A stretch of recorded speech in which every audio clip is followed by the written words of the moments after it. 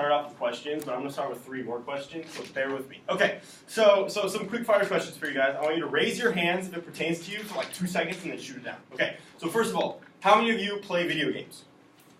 Okay, neat, put it on. Okay, how many of you have either younger siblings or younger cousins in your lives? Okay, now third, how many of you know of younger humans who play video games? Okay, so all of these questions actually bring up more questions about human civilization and our relationship with video games, but more specifically, violent video games and violence-inducing video games and their shocking relationship with young children. Now, all around the world, children as young as 8 years old are playing video games that have the messages like this in Call of Duty, where you're shooting people, you're killing people. Violent games which are being played by these young children, they're teaching children the wrong things. These children are growing up. They're learning about things. They're taking in every information that they can get, and they're trying to learn right from wrong. And if they're learning from video games like that, which messages show that you have to kill the people that you don't like, or when you're playing FIFA and you get scored on, that you're supposed to rage and get mad, and that's okay. If you're learning that as a little kid, that's not very good. Allowing kids to take part in playing these video games is detrimental to the future of humanity, and something needs to be done about it. According to Barry Gunter in his article titled, "How Much Exposure Do Children Have to Violence in Video Games?" published in 2016, he states, research conducted with children aged between 9 to 13 years of age in the United States found that both boys and girls nominated games with fantasy violence as their favorites more often than games that were educational or entertaining in a non-violent way. Now, I know this doesn't sound like a really surprising statistic, so I'm pretty sure everybody in this room would choose a violent video game as opposed to a non-fun, non-violent educational video game. But if I pair it with images like this, fantasy violence. Now, I know this isn't that bad because it's just somebody killing a plant, but that's still with the message of killing. And pairs it with something like this, fantasy violence of choking, fantasy violence of people burning, fantasy violence of killing weird creatures, and worst of all, fantasy violence of bloodshed.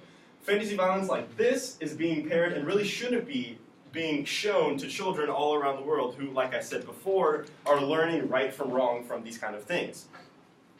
Now, violence in video game exposure is associated with, quote, an increased composite aggression score, increased aggressive behavior, increased aggressive affect, increased desensitization, and decreased empathy, as reported by the American Psychological Association's journal in 2017 by S. Calvert.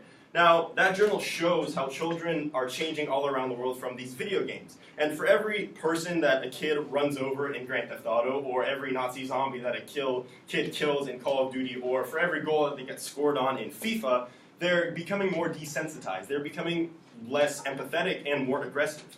Not only in killing games, but like I mentioned before, in sports games. As seen in causal effects of violent sports video games on aggression, quote, playing an excessively violent sports video game increased aggressive affect, aggressive cognition, aggressive behavior, and attitude towards violence in sports.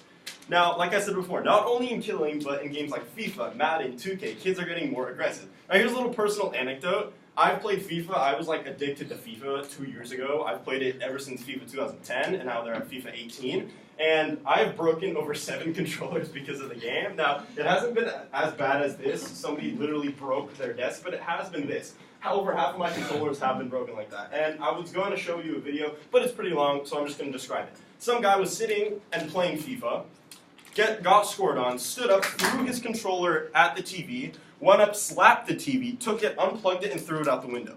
Now, I don't know if that was scripted or not, but either way, when imagine your kid playing that. Imagine going upstairs, seeing this mess, and you're like, what happened? And they're like, well, I got mad and somebody scored on me. Imagine a 13-year-old doing that. Obviously, that kind of reaction is detrimental to their health. But thankfully, there's more than one way to fix this. As a means to stop kids from becoming barbarians and seeing bloodshed and being like, oh, that's not that bad, the number one option, simple solution, is to talk to the parents. As said in Nancy Stevens' book on children's learning, quote, play provides healthy exercise and relaxation and is the stage on which many young children's social interactions play out.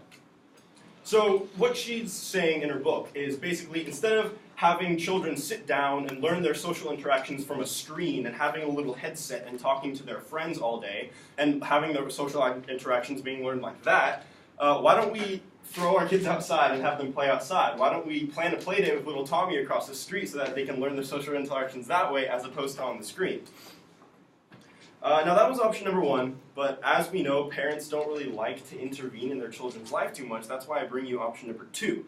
Mark Blades from the Department of Psychology in the University of Sheffield in the United Kingdom states in his journal from 2015, an activity that engages and motivates children, such as gameplay, is one that can be used to stimulate knowledge and learning. Now, he's basically saying the opposite of what I've been teaching this whole entire time, but let me pair that with another statistic. Tobias G. in 2014 in his journal talked about how violent video games increase aggression and decrease empathy, like I mentioned before. On the other hand, though, pro-social video games do the opposite. They increase empathy and decrease aggression. So basically, both of these statistics are like pointing to Pokemon and the Sims games and saying, have your children play these, because they'll become nicer. They'll be able to make a better, live in a better world, both virtually and physically.